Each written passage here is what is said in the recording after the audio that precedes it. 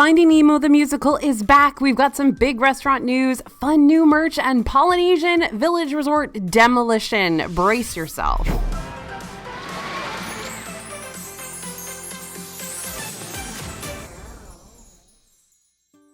It's that time of the week again where I tell you everything that happened at Disney World this week. So grab a snack, grab a beverage of your choosing, mine is tea, and let's talk about Disney news. Okay, Finding Nemo, the Big Blue and Beyond is finally here. This reimagined show features a new script and new set pieces. In the story, the fish from Dr. P. Sherman's office have made their way to the Marine Life Institute, as seen in Finding Dory. You'll see lots of familiar faces in the updated show, like Bruce the Shark. Don't forget, kids, fish are friends, not food. If you loved certain songs from the original Finding Nemo, the musical, don't worry. Some of those songs made it into the updated version, including in the Big Blue World. One of the biggest updates to the show is the LED screen in the background. We thought it added a lot of texture to the stage and show overall. Also note that the new show is only 25 minutes long, a little over half of the original show, so keep that in mind when planning your day. Another change is that this show has been added to Genie Plus, so if you choose to buy Genie Plus for your vacation, which costs $15 per person per day in Disney World, you can reserve a time to skip the line and head straight into the show.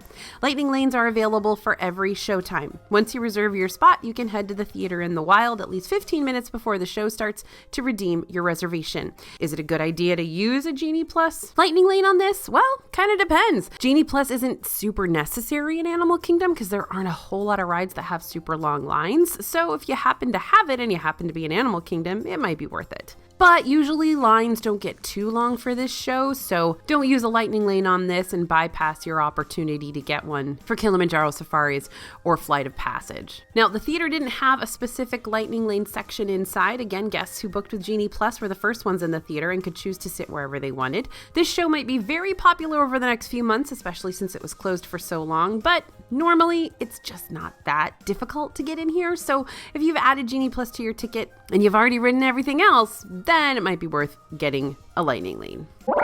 Okay, the Polynesian Village Resort is in the middle of some major construction as Disney prepares to add a Disney Vacation Club building here on site.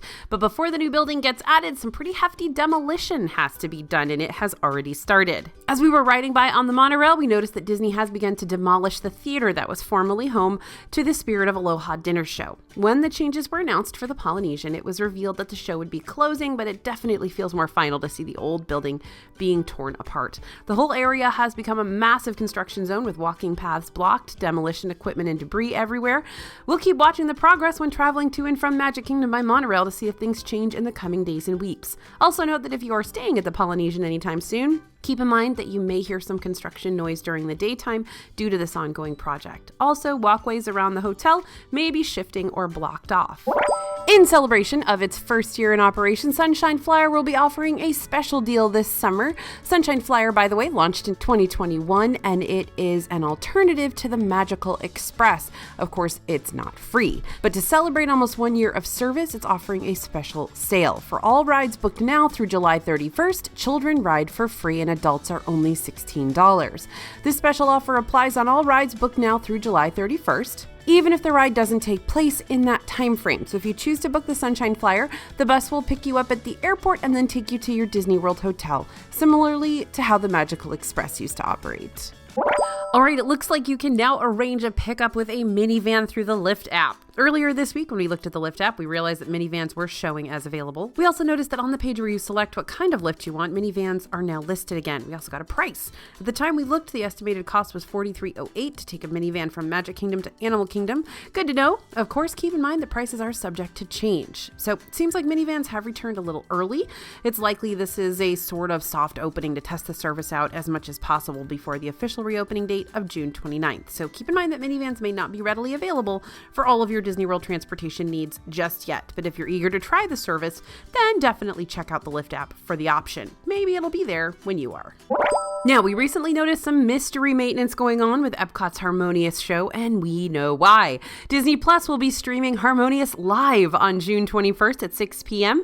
Pacific Time, 9 p.m. Eastern Time. The event will be hosted by Idina Menzel, and it will show viewers the power of Disney music reinterpreted by artists from around the world. Harmonious is full of floating set pieces, lights, lasers, pyrotechnics, fireworks, and music.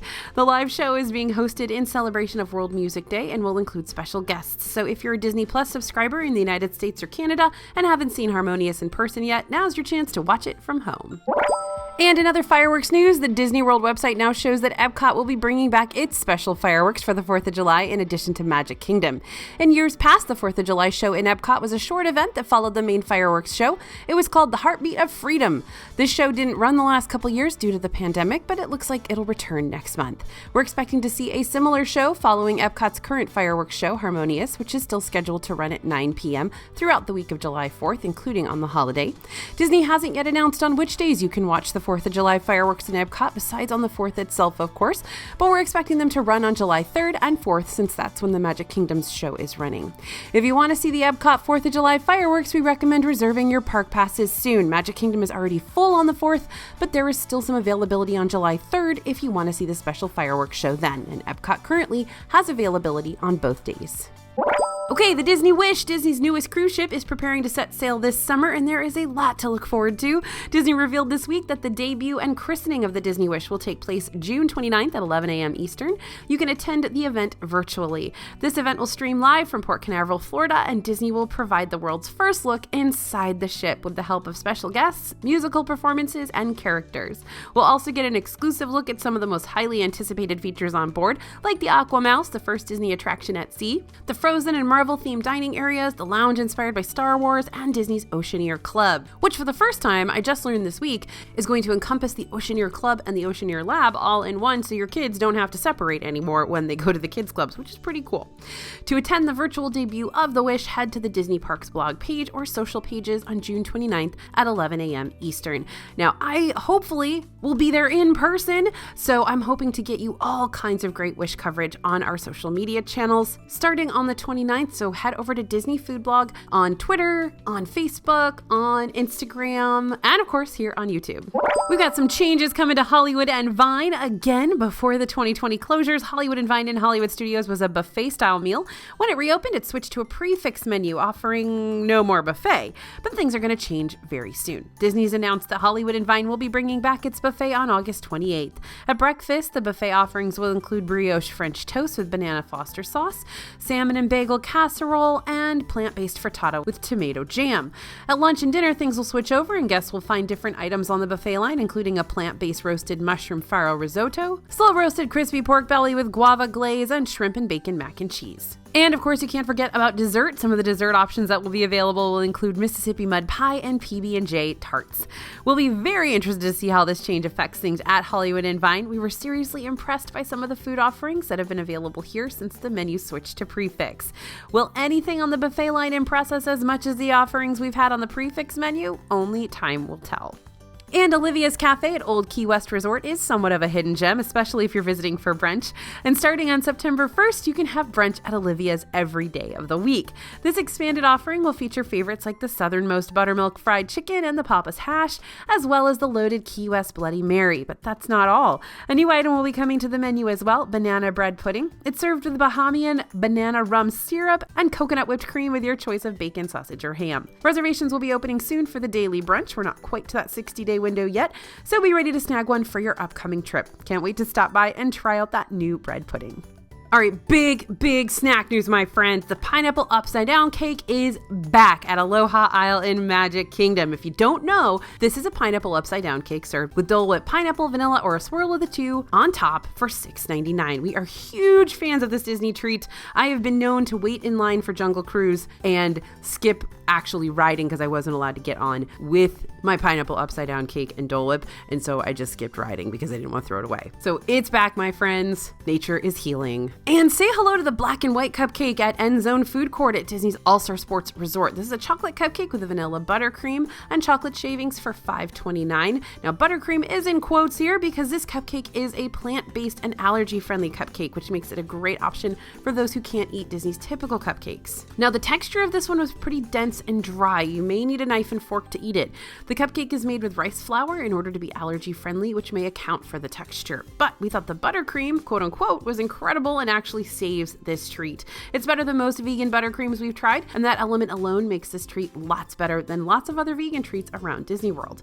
All in all, we think people who are looking for a vegan, allergy-friendly cupcake will really enjoy this one. But guests who are not interested in ingredient-adjusted treats may not be a fan of the cupcake's texture and should probably stick to the many cupcakes around Disney World that are made with typical ingredients. All right, that summer heat has already hit Orlando. We found a drink to help you cool off. We spotted this drink over at Oasis Canteen in Disney's Hollywood Studios. We're talking about the frozen Rum Runner. It has Don Q rum, Bowls creme de banana liqueur, Bowls blackberry liqueur, grenadine, orange juice, and pineapple juice for $14. This one's really refreshing. We were surprised to find it wasn't overly sweet considering all that juice.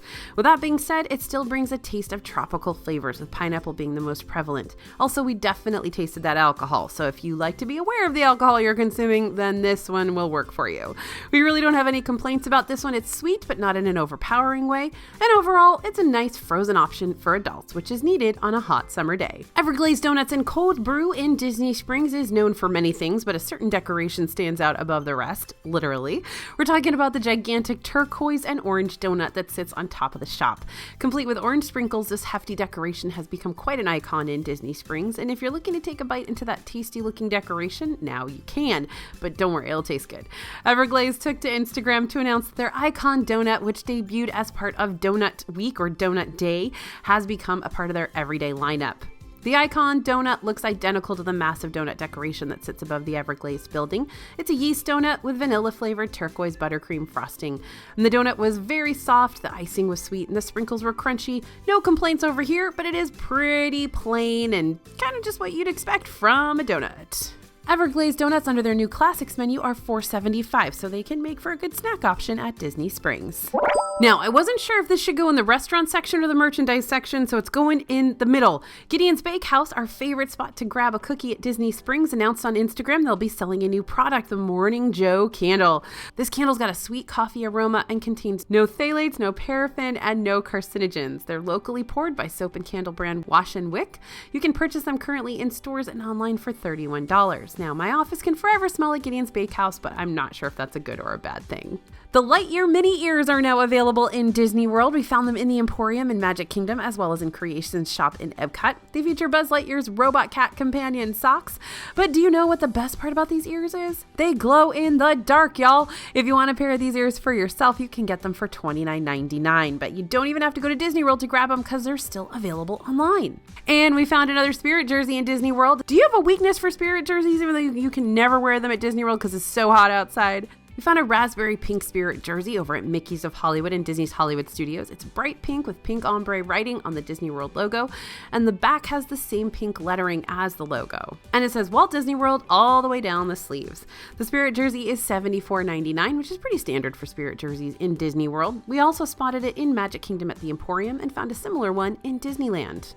The Mickey Mouse, the main attraction, It's a Small World collection is here now. We first saw the collection over in Disneyland. Now it's in Disney World too.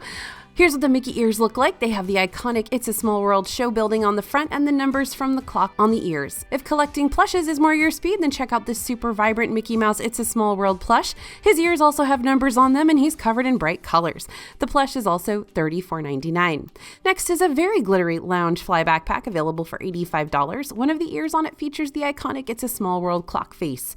There is also a pin for $24.99 and a collectible key for $29.99. We found the ears, key, pin, and plush at Mickey's of Hollywood in Hollywood Studios. If you're not heading into the parks anytime soon, don't worry, this collection is now available on Shop Disney as well. Now, when we walked into Main Street Confectionery this week, we spotted these Orange Bird souvenir cups stacked up against the wall, and they are really fun. You get one for $10.99 and have it filled with your beverage of choice. We chose lemonade. Each cup has an adorable Orange Bird print on the sides and comes with a straw and lid that looks like, you guessed it, an orange. It's a pretty decent size for a cup, but we have to admit it may not be the most practical thing to carry around the parks. It's kind of bulky, and with that straw and lid combo, it's certainly not leak-proof, so putting it in your backpack may not be the best plan. It's definitely a fun souvenir, and it's a great way to plus up your drink experience, but it will likely just end up joining the ranks of the other souvenir cups sitting on top of your fridge at home. Does anyone else have that collection? Just us? Okay, never mind. And that brings us to the end of the news for the week. If you want even more, then follow us on social media. As I said, we post on Instagram, Twitter, and Facebook every single day. And you can also sign up for our newsletter. That way, all the latest Disney World news will get sent straight to you. How easy is that? You can sign up for the newsletter. It's totally free with a link in the description box below. Thanks for listening and thanks for watching, everyone. As always, this is AJ for Disney Food Vlog, and we'll see you real soon.